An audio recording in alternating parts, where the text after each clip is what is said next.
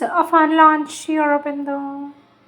Our Lord Sri Aurobindo says the function of a mantra is to create vibrations in the inner consciousness that will prepare it for the realization of what the mantra symbolizes and is supposed indeed to carry within itself.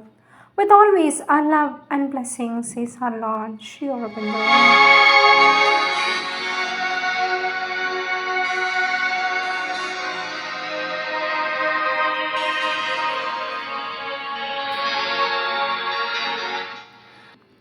Sri Aurobindo's Savitri, Book 1, The Book of Beginnings, Canto 3, The Yoga of the Soul's Release, page 48. The inspiring goddess entered a mortal's breast, made there her study of divining thought and sanctuary of prophetic speech, and sat upon the tripod seat of mind. All was made wide above, all lit below. In darkness's core, she dug out wells of light. On the undiscovered depths imposed a form, lent a vibrant cry to the unuttered verse, and through great shoreless, voiceless, starless breaths bore earthward fragments of revealing thought, hewn from the silence of the ineffable. A voice in the heart uttered the unspoken name. A dream of seeking thought, wandering through space, entered the invisible and forbidden house. The treasure was found of a supernal day. In the deep subconscious glowed her jewel lamp. Lifted, it showed the riches of the cave, where, by the miser traffickers of sense, unused, guarded beneath night's dragon paws, in folds of velvet darkness, draped they sleep, whose priceless value could have saved the world. A darkness carrying morning in its breast looked for the eternal, wide, returning gleam, waiting the advent of a larger ray and rescue of the lost herds of the sun.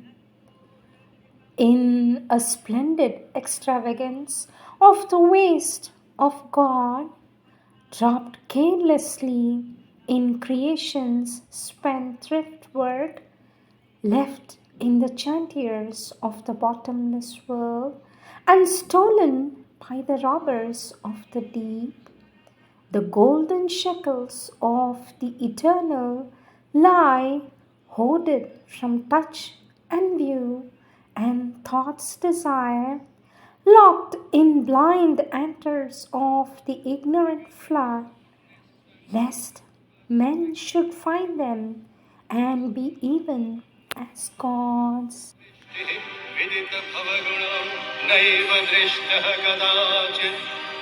उन्मन्यवस्थया त्वां विगतकलिमलं शङ्करं न स्मरामि शन्तव्यो मेऽपराधः शन्तव्यो मेऽपराधः शिव शिव शिव भोः श्रीमहादेव शम्भो वन्दे गङ्गाधरं शङ्करम् वन्दे नेत्रोऽध्यवैश्वानरं वन्दे त्रैलोक्यसारं श्रीपार्वतीवल्लभम्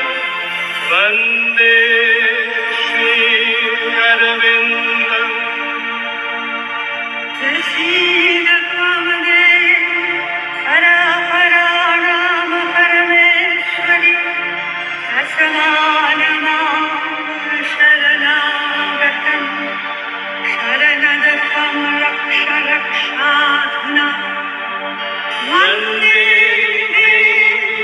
जननीं वन्दे माता सुरधुनीं वन्दे नीला पतितपावनीं शरणं शरणं शरणं शरणं नीला शरणं नीला मम शरणं शरणं शरणं. Continuation topic: the Divine Mother's luminous gaze. Our Divine Mother speaks about Sri Aurobindo's eyes and says, "These eyes measure, survey, sense rather than see things as one sees them. His gaze, so loving, sweet, full of sympathy, pours out a divine compassion which relieves and consoles the miserable and agonizing earth that is trying to free itself from the clutches of anti-divine and hostile forces. There is in his eyes the love that transfigures, the light that gives life, the energy which is released to protect, and the power to bless, to sustain, and to help in the progress." Our Divine Mother says, I do a lot of things with my eyes. Simultaneously, there are several actions that are being carried out. By this look, I can transfix someone so that he does not deviate from the path, so that he speaks only the truth, so that he submits himself and does not revolt, so that he collaborates with me. If I want, I can hypnotize him so that he comes out of his negative tendencies, but I do not do that. I can communicate by subtle means to see the soul of the person, the veiled aspiration of his nature, the subtle bodies which accompany him, the aura which protects him, as concretely as I see you now. I see all that goes on in the atmosphere, in nature, all around, which people do not see. Our Divine Mother continues to say, "My gaze, which passes beyond, penetrates and sees into the very depths of things, brooks no obstruction or barrier.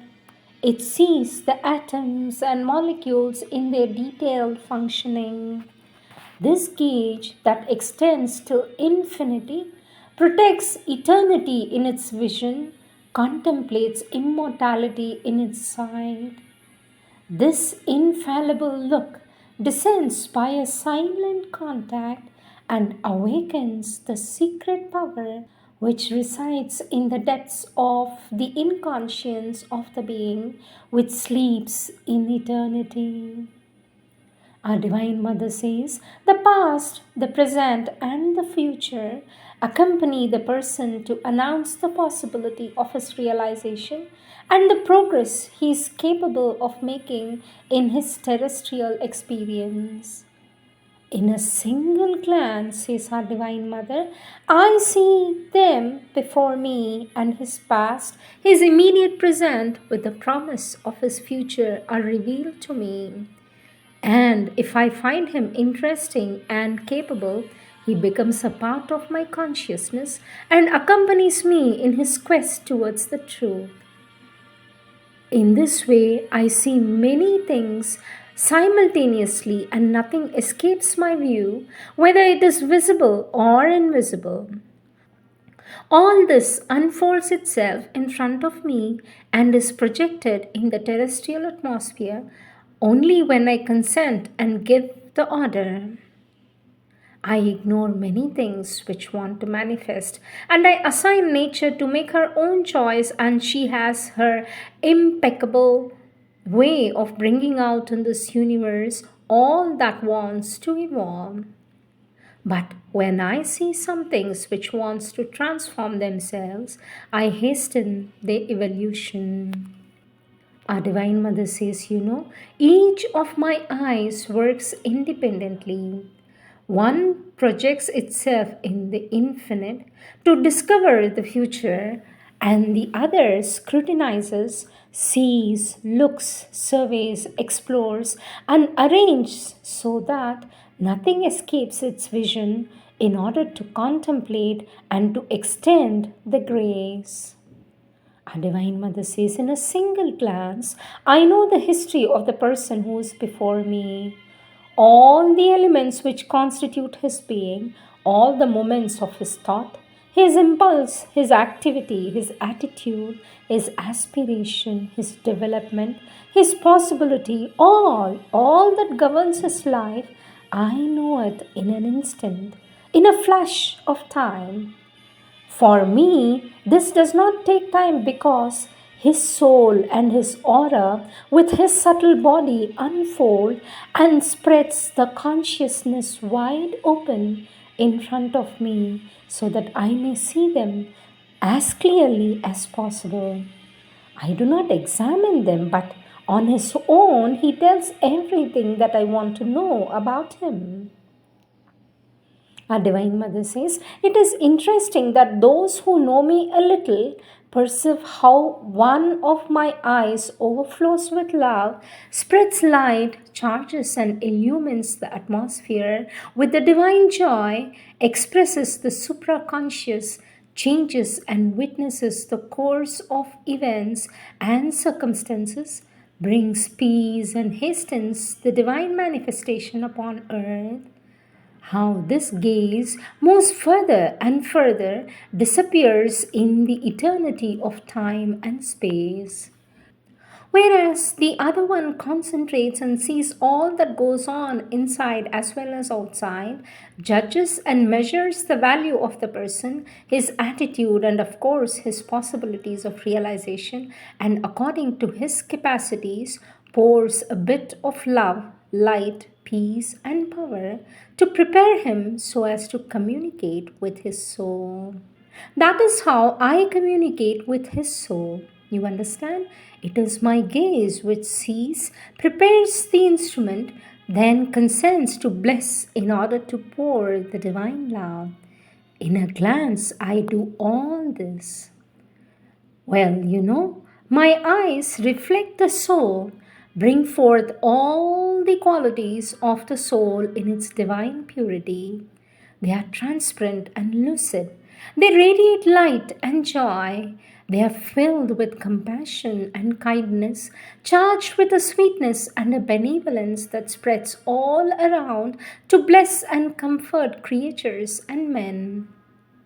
Our Divine Mother says, you see, it is very difficult to fathom the depth and measure the vastness of this look, full of immeasurable wisdom which seizes the soul. These eyes, which shine with the transparency of a pure crystal, seize and inflame the hearts, burn and consume all the imperfections, dispel and get rid of falsehood, ignorance, and so many other evils of the world, as well as hatred and pain, that it is impossible to measure. It cannot be. It surpasses infinity. Not only that, this look radiates and transforms all that it sees, perceives, and touches, and triumphs with an ineffable grace. These eyes, full of love, intensely charged by a sublime presence, illumine the hearts in the clear radiance of their light, and the soul of the person is reflected in the eyes. That is not all. These eyes, which see nothing but the beauty in the world, communicate with and express the supra-terrestrial or the supra-cosmic beauty, have extraordinary powers to bring out beauty in ugliness, transform evil and suffering into divine joy, change ignorance and obscurity into wisdom and light, and unconsciousness into consciousness. Our Divine Mother says, "My child, if you can concentrate deeply into my eyes, then all you will get, all that you want to know, all that you want to comprehend, all that you want to realize, just by an intense concentration, just by the power of your will, which expresses itself through your eyes. You can have all that you aspire for, all that you need. You can see the whole world in my eyes. The whole universe unfolds in my eyes. All that is beautiful in nature as well as in the heavens. And you will need not to go here and there looking for the so-called attractions and revelations of this world. All is in me and all expresses itself through me. Take the trouble to find me there." And our Divine Mother points to the heart, and you will see everything, everything through my eyes. Our Divine Mother says, "My child, I am the unknown that is unseizable, yet I consent to be seized. I am the unknowable, yet men pretend to know me. I am the infinite, but I am constrained to limit myself in a physical body by time and space. I am the eternal, who has submitted itself to be bound in evolution.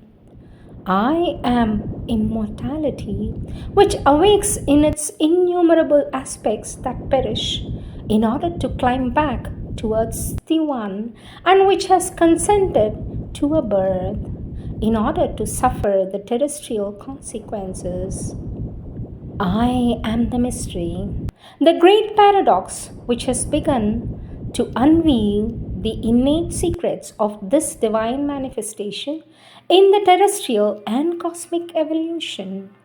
By the fact of this immense descent of the supramental upon earth, we foresee the gradual dissolution of the duality, the contradictions, and many other things which trouble ordinary men.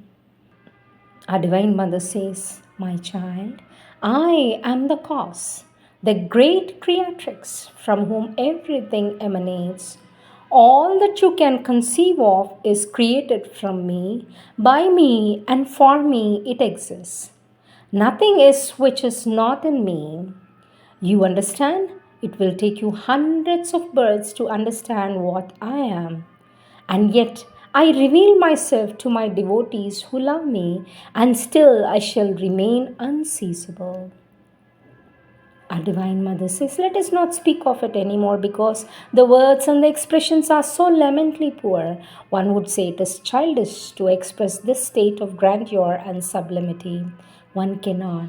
How can you conceive that I am more strong and powerful than all that you can imagine?